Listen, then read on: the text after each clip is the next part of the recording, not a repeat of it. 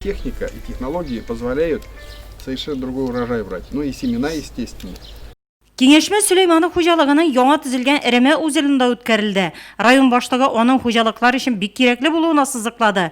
Ашламаны су белән кушып ясаган очракта катнашма җиргә тиз сиңә һәм шул рәвештә нәтиҗәле дә. Яровой былайны шиптердәге 4000 гектар эшләдек инде бу растворный үзел белән препаратлар әзерләп. Кукуруза 1400 гектар кукурузга. Хуҗалыкта Эреме үзеле өчен суны киләсе елдан яңа плотинадан алачаклар. Быел әле искесеннән файдаланганнар.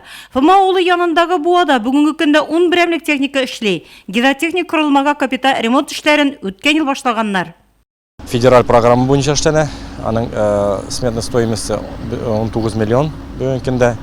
Бу инде шәхсән менә мондагы инвестор Сулейманов Раис Сахтямовичның тырышлыгы белән һәм Нурлат хакимияте башлыгы Алмаз Сәлимовичның тырышлыгы белән булдырылган нәрсә. Менә бу плотинадагы инде су күләме 3 тапкырга артачак.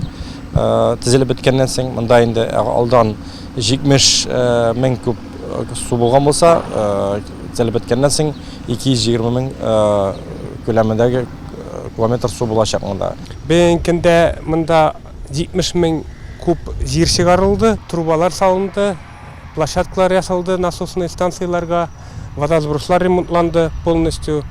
Авыл халкы өчен ял итү урынында янгын куркынычсызлыгы өчен җыелып торган су да булачак монда. Төзүчеләр экологиягә зарар китермичә эшлиләр. Кара җирен елын чыгарабыз инде кырларга. Кызыл башыгын чыгарып, менә инде шушы дамбага салдык.